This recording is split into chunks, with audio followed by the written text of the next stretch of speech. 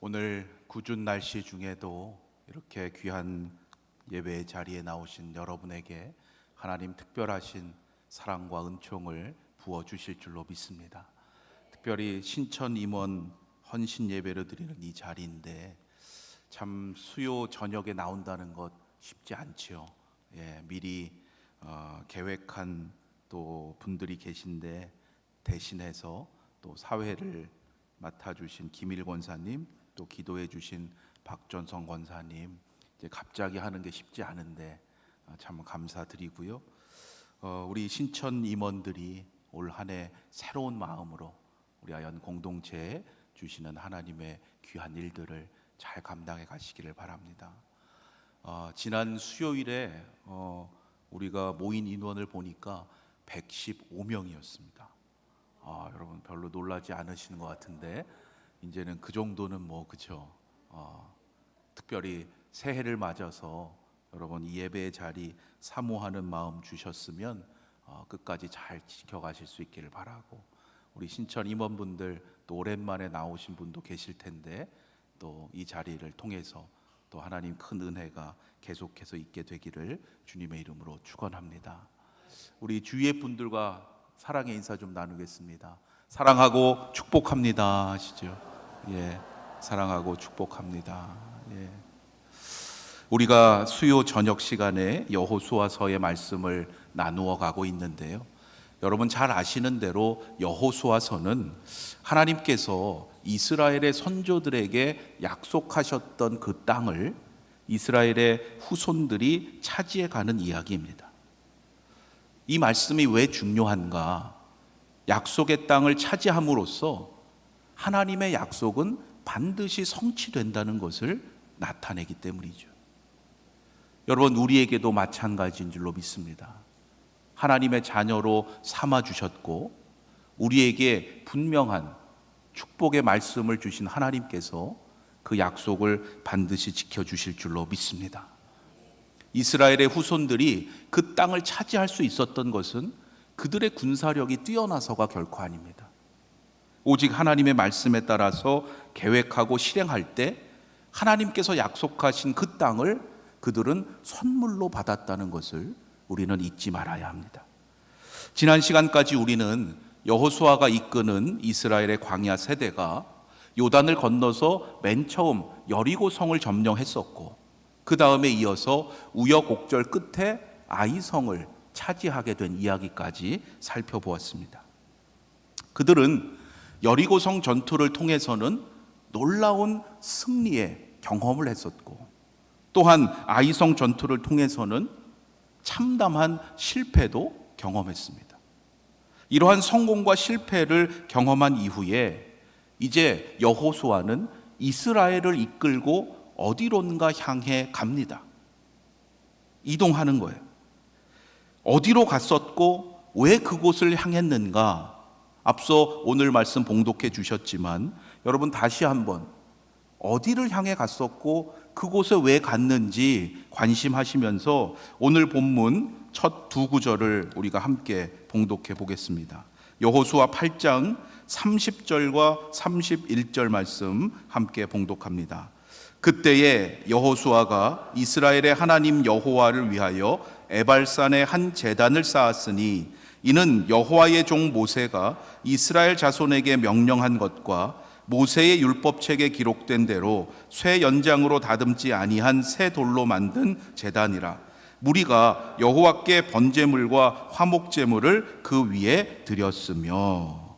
맨 앞에 그때에 라는 시기가 나오는데요, 지금 이때는 그들이 아이성 전투에서 막 승리한 그때를 말하는 거예요.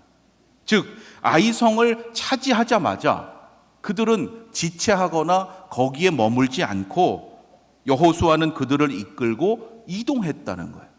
어디로 갔습니까? 에발산으로 갔어요. 왜 에발산으로 향했습니까? 거기에서 다른 전투를 하고자 간 겁니까? 아니죠. 그곳에서 하나님께 예배하기 위해서. 여호수아는 그들을 이끌고 에발산으로 가서 그곳에서 제단을 쌓았고 하나님께 번제물과 화목제물을 드렸습니다. 제가 지도를 하나 준비했는데요. 여러분, 이 지도를 보시면 지금까지의 이동의 경로와 그리고 왜 그곳으로 이동하고 있는지 그 목적을 우리가 유추할 수 있어요. 연한 녹색 바탕의 땅이 지금 가나안 지역을 나타내는 거고요. 가운데 아래쪽에 여리고 찾으셨습니까? 예, 여리고가 보이죠. 오른쪽에 흐르는 그 요단강을 건너서 제일 먼저 이스라엘은 여리고를 차지했어요. 그리고 왼쪽으로 약간 위에 아이라는 곳 보이십니까? 그 아이성을 차지하고 나서 이제 북쪽으로 지도상에서 맨 위에 있는 에발산으로 가는 거예요. 에발산에서 제단을 쌓았는데 31절 말씀에 보면 그 제단은 쇠 연장으로 다듬지 아니한 새 돌로 만든 것이었습니다. 아이성을 차지하고 나서 여러분 한번 생각해 보세요. 힘들게 실패도 하면서까지 그 아이성을 차지했으면 조금 그곳에 머물면서 쉴 수도 있잖아요. 아니면 그곳에서도 하나님께 예배 드릴 수 있습니다. 하나님이 아이성에는 계시지 않겠습니까? 아이성에서도 얼마든지 하나님께 예배 드릴 수 있는데 왜 굳이 아이성을 차지하자마자 그들은 멀리에 있는 그 에발산에게까지 가서 그곳에서 제단을 쌓았을까요? 이유가 있겠죠. 이유가 있으니까 갈 겁니다. 우리는 그 중요한 이유를 알아야 돼요. 31절 후반부에 약간의 그 힌트가 나오는데요. 이것은 그들이 계획한 것이 아니라 앞서 모세가 이스라엘 자손에게 명령한 것이 있었기 때문이에요. 그 명령이 신명기 27장에 나옵니다. 여러분 성경책 있으신 분은 여호수아 앞에 있는 책 신명기 27장을 한번 찾아보시기 바랍니다. 앞서 모세가 뭐라고 명령했기에 지금 아이성을 차지하자마자 에발산으로 갔는가? 신명기 27장 4절과 5절 말씀. 신명기 27장 4절과 5절 말씀 찾으신 분들 함께 읽습니다. 시작.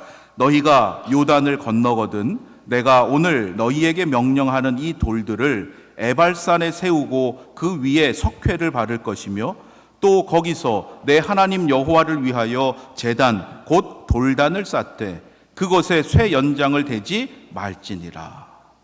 그리고 이어지는 6절과 7절에 보면 거기에서 번제를 드리고 화목제를 드리라고 명령한 바가 있었기 때문이에요.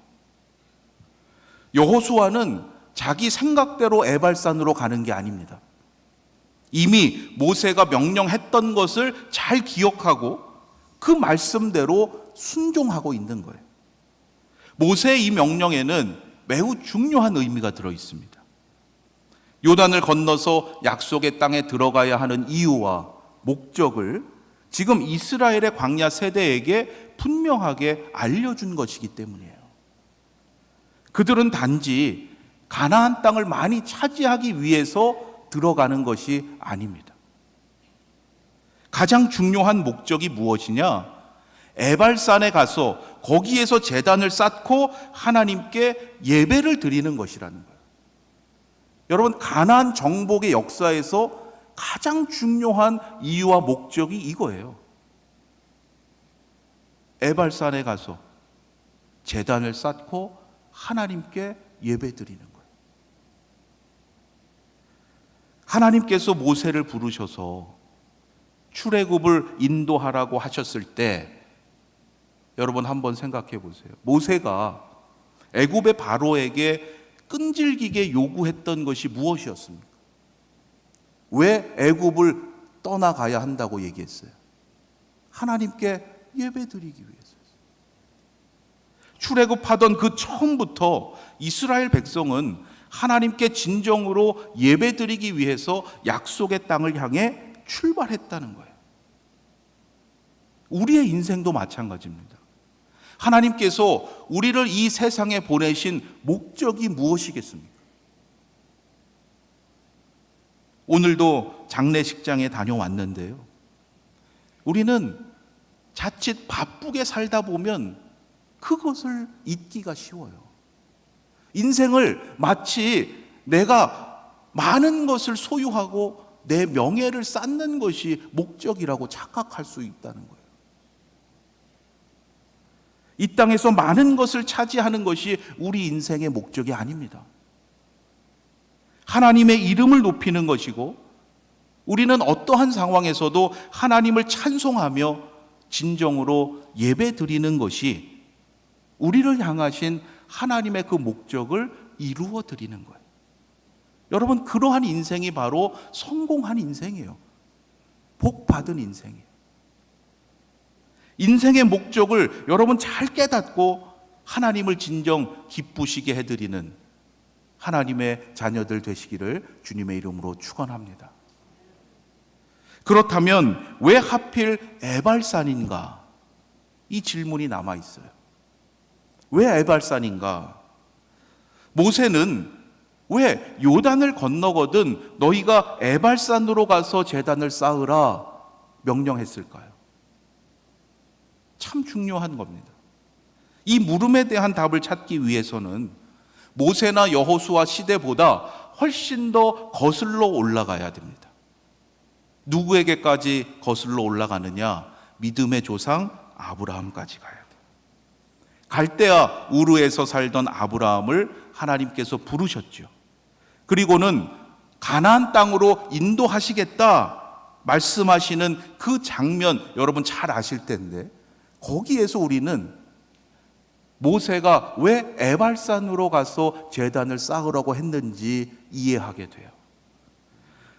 하나님께서 아브라함을 부르시는 장면이 어디에 있습니까?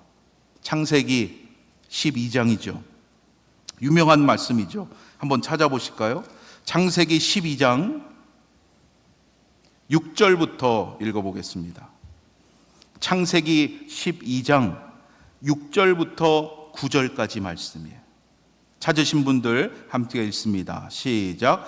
아브람이 그 땅을 지나 세겜 땅 모래 상수리 나무에 이르니 그때에 가나안 사람이 그 땅에 거주하였더라. 여호와께서 아브람에게 나타나 이르시되 내가 이 땅을 내 자손에게 주리라 하신지라. 자기에게 나타나신 여호와께 그가 그곳에서 제단을 쌓고 거기서 베델 동쪽 산으로 옮겨 장막을 치니 서쪽은 베델이요 동쪽은 아이라. 그가 그곳에서 여호와께 제단을 쌓고 여호와의 이름을 부르더니 점점 남방으로 옮겨갔더라. 잘 아시는 말씀일 거예요. 이것을 오늘 아이성을 점령하고 나서 에발산으로 향해 가는 그 이스라엘의 여정과 대비해 볼 수 있습니다. 아브람은 고향 갈대아 우르를 떠날 때에 어디로 가야 할지 알지 못했어요. 하나님께서 미리 알려주지 않으셨습니다. 단지 하나님께서 하시는 고향을 떠나라, 그 명령을 믿고 그 명령에 순종해서 아브라함은 무작정 떠났던 거예요. 그러다가 조금 전에 봉독한 이 말씀대로 그가 세겜 땅에 이르렀을 때 바로 그때 하나님께서 이 땅을 내 자손들에게 주겠다 약속하신 거예요. 그래서 아브라함은 바로 그곳에서 제단을 쌓고 하나님께 예배를 드렸다고 하는 말씀이에요. 지도를 다시 한번 보겠습니다. 조금 전에 보았던 지도에 다른 지명을 표기한 거예요. 지금 표시한 겁니다. 위쪽에 세겜이라는 지명 보이시죠? 바로 이 세겜이 약속의 땅에서 처음으로 아브라함이 제단을 쌓고 하나님께 예배를 드렸던 곳이에요. 조금 전에 읽었잖아요. 그리고 아브라함은 아래로 내려왔습니다. 베델과 아이 사이에서 두 번째로 제단을 쌓았고 그 이후로 점점 아래쪽 남방으로 옮겨갔더라 그랬던 거예요. 여호수아가 앞서 아이성을 차지할 때 군사들을 매복시켰던 곳이 바로 베델과 아이 사이였습니다. 기억하시죠? 그리고 아이성을 그 매복 작전을 통해서 차지하고 난 이후에 이제 오늘의 말씀에서 어디로 올라가느냐? 에발산이 있는 곳이 어디라는 거예요? 세겜이라는 거예요. 세겜. 여러분, 그 방향이 그려지시죠? 아브람은 세겜으로부터 남방으로 내려왔어요. 그런데 지금 여호수아와 이스라엘의 후손들은 믿음의 조상 아브라함이 지나갔던 반대 방향, 역방향으로 남방에서 북방으로 거슬러 올라가고 있는 거예요. 왜 세겜으로 가는지 이해가 되시겠죠? 네.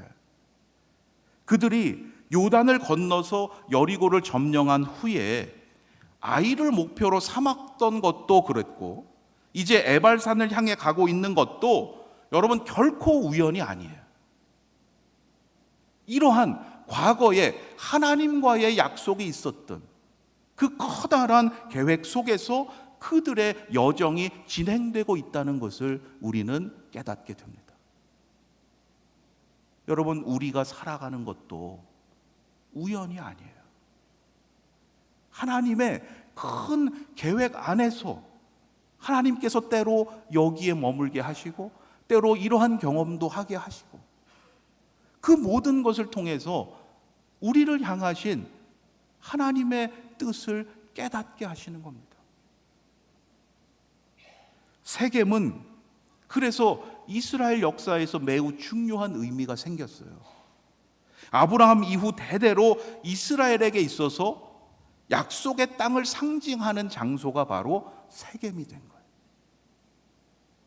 창세기 33장에 보면 야곱에 대한 이야기가 나오는데요. 야곱이 20여 년간 방랑 생활을 하죠. 그리고 다시 하나님의 은혜로 고향으로 돌아오게 됩니다.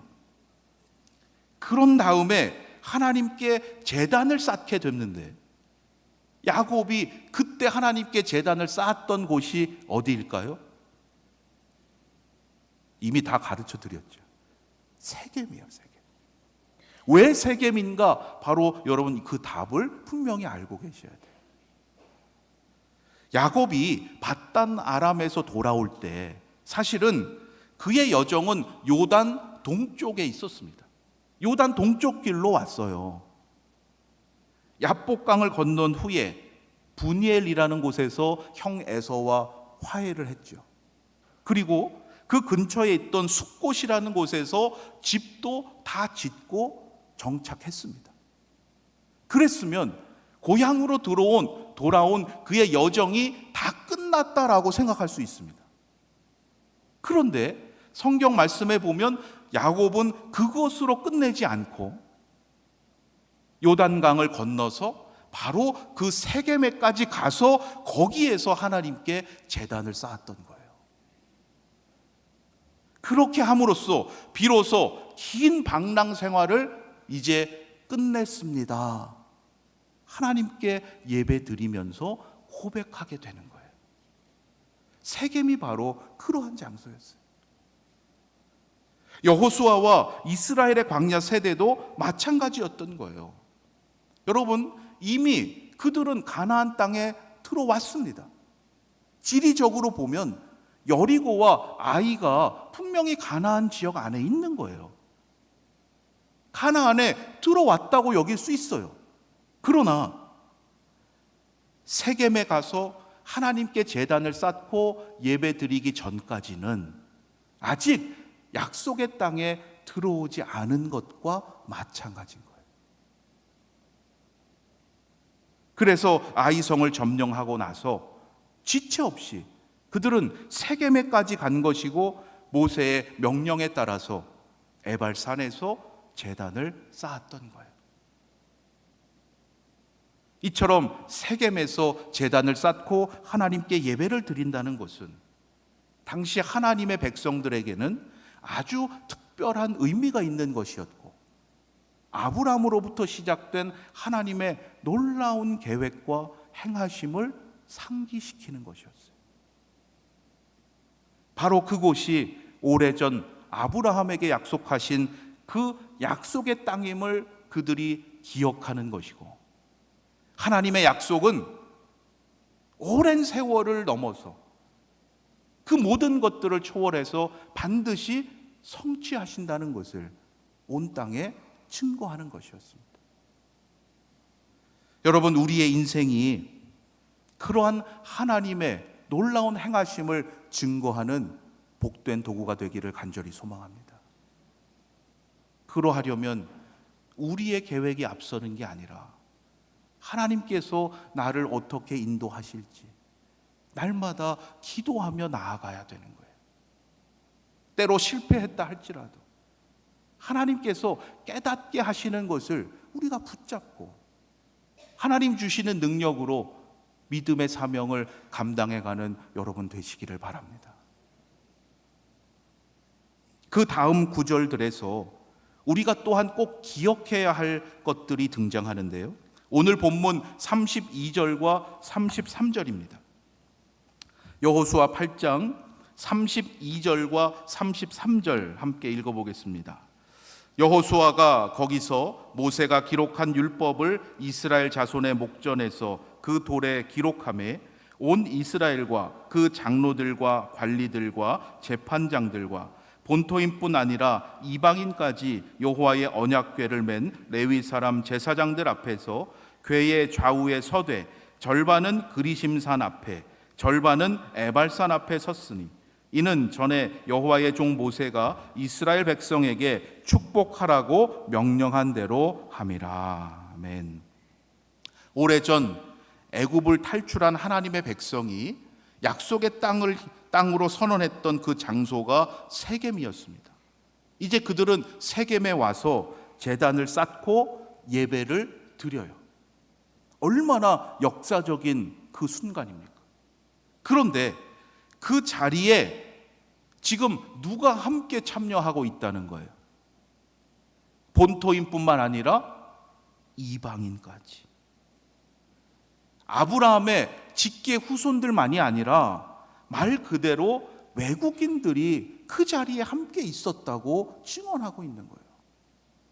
그 속에는 출애굽하던 때로부터 동행했던 수많은 잡족들도 물론 있었을 것이고, 여리고성을 함락하는데 쓰임받았던 라합과 그의 가족들도 있었을 거예요.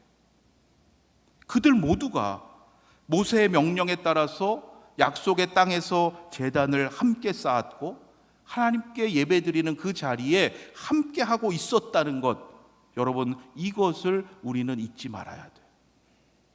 왜냐하면 이것이 진정 우리에게 놀라운 구원의 복음이기 때문입니다. 우리들도 또한 이방인 아닙니까? 우리들도 이스라엘 민족 아니라 외국인이에요. 그런데 구약의 이 말씀이 어떻게 우리에게 복음이 됩니까? 여러분, 바로 이것이 증거예요. 지도에서 이미 보셨겠지만 33절 말씀에 보면 또 하나의 산이 언급되고 있어요. 무슨 산이죠? 그리심산이에요. 에발산, 그리심산, 이 두 산이 세겜 지역에 있는데, 근데 왠지 여러분 어감상 에발보다는 그리심이 뭔가 좀 더 부드럽고 좋지 않습니까? 네. 그죠? 에발 좀 이상하잖아요. 그리심 참 부드럽고 좋게 느껴져요. 이 산들이 가지고 있는 의미를 우리가 알려면 신명기 11장의 말씀을 알아야 돼요. 한번 찾아보시겠습니까? 신명기 11장 26절부터 29절까지인데요. 여기에는 에발산과 그리심산이 어떠한 의미가 있었는지가 들어있어요. 신명기 11장 26절부터 29절까지입니다. 찾으신 분들 함께 읽습니다. 시작.